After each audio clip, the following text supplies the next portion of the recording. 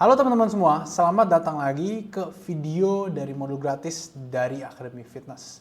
Jadi pada series kali ini, di video yang ketiga, kita akan membahas soal cara berpikir kritis. Cara berpikir berdasarkan data dan sains. Jadi di sini gue akan ajarin kalian beberapa hal biar kalian gak gampang untuk termakan hoax dari mungkin edukator gadungan di luar sana. Jadi gue harap kalian bisa take notes dan kalian bisa untuk lebih mendalami apa yang gue akan jelasin di sini. Jadi dalam fundamental thinking concept yang ketiga yang gue rasa penting juga itu adalah critical thinking, cara berpikir kritis berdasarkan data atau science. Jadi pada zaman sekarang kita itu sangat-sangat terikat, benar-benar terikat bisa dibilang ya, atau terhubung lah dengan yang namanya science. Kenapa? Karena teknologi itu berkembang sangat pesat dan jurnal serta riset itu akan selalu berkembang semakin banyak.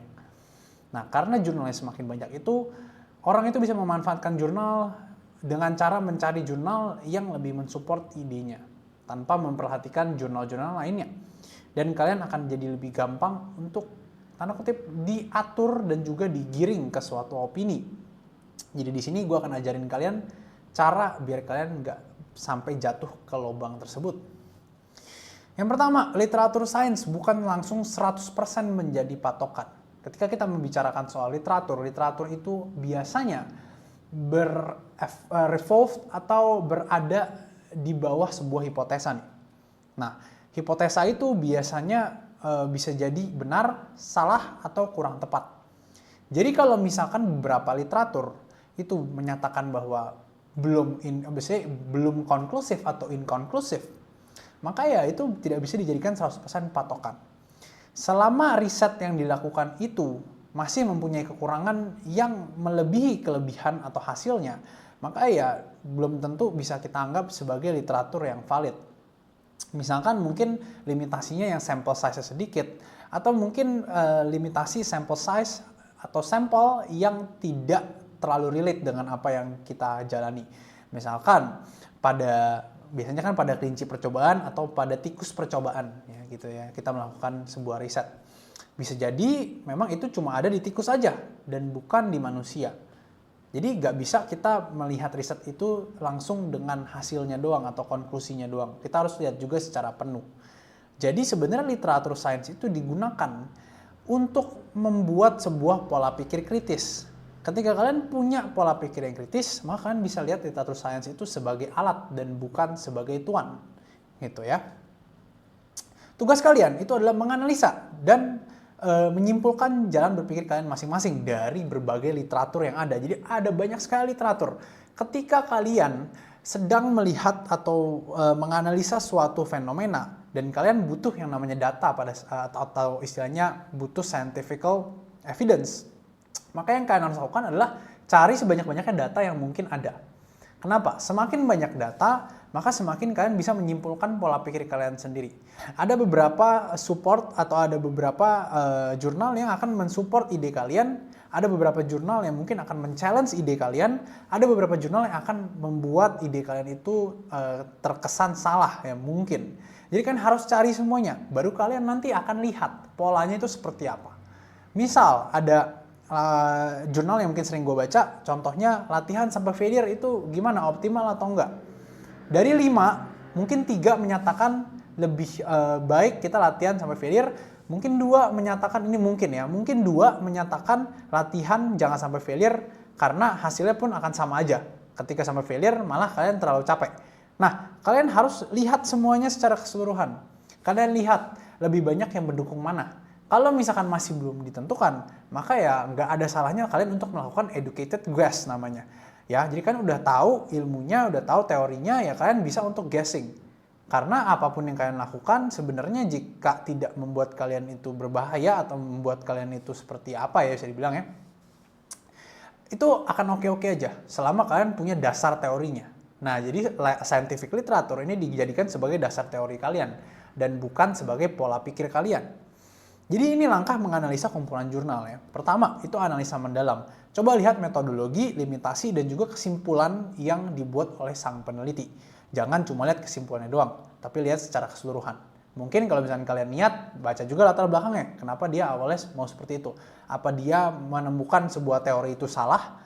Ya, apakah dia membuat suatu teori gitu ya, lalu kemudian dibuktikan dari jurnalnya? Ya, itu kan harus tahu. Lalu kemudian setiap penelitian itu punya kekurangannya masing-masing. Itu kenapa gue bilang baca limitasinya. Sampel size-nya cukup besar atau enggak? Durasinya cukup lama atau enggak dalam riset? Itu harus kalian baca. Lalu selanjutnya yang kedua, make conclusion. Jadi jangan ikuti konklusi dari jurnal yang kalian baca, apalagi cuma satu jurnal. Tapi kalian coba rangkum semuanya. Misalkan jurnal A, jurnal B, jurnal C itu berkata apa. Nah, di sini biasanya kalian bisa untuk membaca yang namanya meta-analysis. Di mana meta-analysis itu adalah kumpulan dari jurnal-jurnal yang telah dikurasi lagi, telah dianalisa lagi hasilnya seperti apa.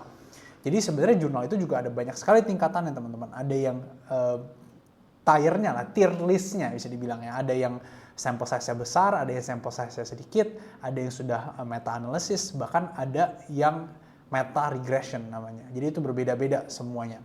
Gue harap kalian bisa untuk memilih source yang lebih baik. Yang penting adalah terbuka akan suatu teori yang baru. Jangan jadi orang yang kolot, jangan jadi orang yang cuma percaya sama satu kertas jurnal doang.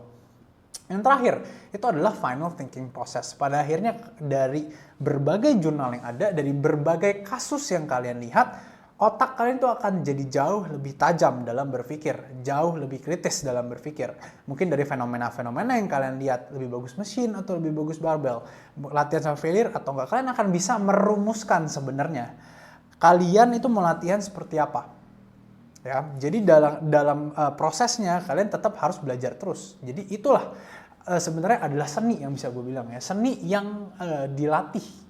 Karena thinking process itu mungkin dari orang ke orang beda. Dan kita sebagai orang, salah satu menurut gue yang juga penting dalam riset itu adalah peer reviews. Atau review dari peers kalian atau teman-teman kalian yang memang kompeten. Jadi bertukarlah pikiran dengan teman kalian. Jangan kalian saklek, bertukar pikiran, tanya menurut kalian atau menurut teman-teman kalian itu seperti apa. Kalau misalkan oke, ya berarti kita setuju. Kalau nggak setuju nih mana nih? Kita bisa untuk diskusi bareng. Apalagi kalau memang kalian adalah seorang edukator. Jadi menurut gue sih ini adalah langkah menganalisa kumpulan jurnal yang paling sederhana. Gue cuma sederhananya jadi 3 step. Yang mungkin sebenarnya stepnya ada panjang sekali. Kalau misalkan memang mau lebih akurat, ya. Jadi jangan sampai kalian nggak analisa jurnal kalian. Yang terakhir yang perlu gue ingatkan adalah if it's not true, it's not true. If it's good, if it's too good to be true. Ya, jadi kalau misalkan sesuatu hal itu too good to be true, maka kemungkinan besar it's not true. Jadi sekali lagi kan bisa untuk lebih berpikir rasional aja. Karena sains itu menurut gue untuk manusia cukup rasional. Berbeda misalkan dengan agama ya mungkin atau filosofi. Tapi menurut gue sains itu bisa dipikir secara rasional. Apalagi kalian sudah terbiasa untuk berpikir secara saintifik. Jadi kalau misalkan klaim sebuah suplemen itu terlalu bagus, ya apalagi dilebih-lebihkan tanpa ada persentase atau kalian nggak tahu gitu loh isinya seperti apa, maka ya saran gue kalian bisa hindarin hal-hal seperti itu. Jadi gue recap untuk fundamental thinking concept yang terakhir yaitu berpikir kritis berdasarkan sains dan data. Kalian jangan menggunakan hanya satu data dalam penentuan keputusan kalian.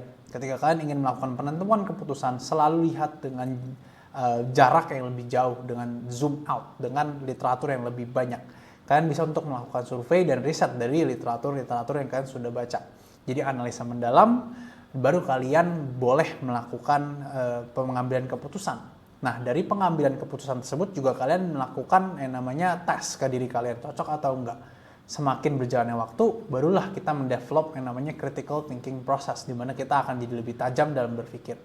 Ya, jadi dengan seperti ini, gue rasa kalian akan jadi jauh lebih sulit untuk kemakan sama hoax, khususnya oleh orang-orang yang mengatasnamakan sains, padahal mereka cuma nyomot satu doang, habis itu mereka melakukan yang namanya klaim.